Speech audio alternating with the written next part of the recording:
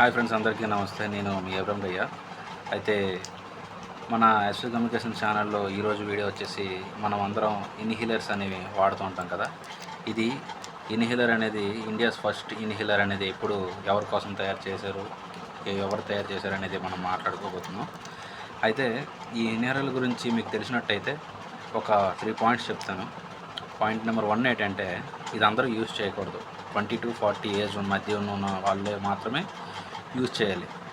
అది కూడా రోజుకి 1-2 సార్లు ముక్కు దిబ్బడ వచ్చినప్పుడు మాత్రమే ఇది యూజ్ చేయాలి. ఎందుకంటే ఇది 20 to 40 ఇయర్స్ ఏజ్ ఉన్న వాళ్ళు మాత్రమే యూజ్ చేయాలి. అదేవిధంగా ఇంకో పాయింట్ నెంబర్ 2 ఏంటంటే, ముసలి వాళ్ళు కానీ చిన్నపిల్లలు కానీ ఇది అసలు యూజ్ చేయకూడదు, వాళ్ళకి ఇవ్వకూడదు కూడా.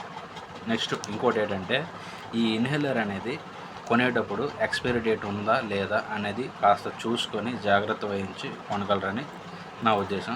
నెక్స్ట్ ఇంకోటి ఏంటంటే, మీరు క్రోమ్ బ్రౌజర్లో చెక్ చేసినప్పుడైతే ఇండియాస్ ఫస్ట్ ఇన్హేలర్ అనుకుని కొడితే, ఇది ఇన్హేలర్ అనేది మొదట్లో ఆస్తమా పేషెంట్లకి అదేవిధంగా డయాబెటీస్ పేషెంట్ల కోసం ఇన్హేలర్ అనేది తయారు చేశారు అప్పట్లో సిప్లా కంపెనీ వాళ్ళు మొట్టమొదటిసారిగా.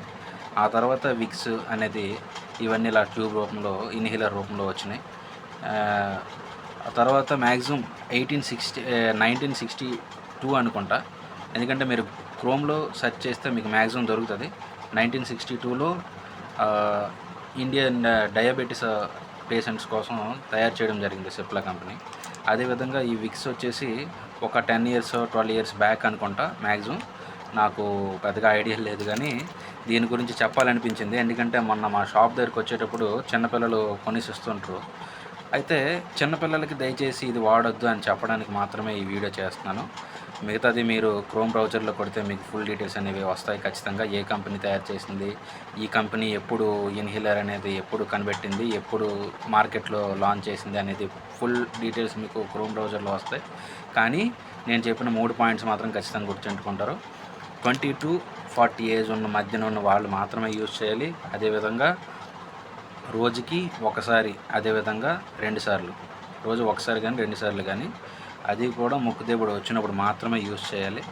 అదేవిధంగా ముసలి వాళ్ళకి కానీ చిన్నపిల్లల వాళ్ళకి కానీ ప్రెగ్నెన్సీ లేడీస్ కానీ ఎవరు కానీ యూజ్ చేయకూడదు.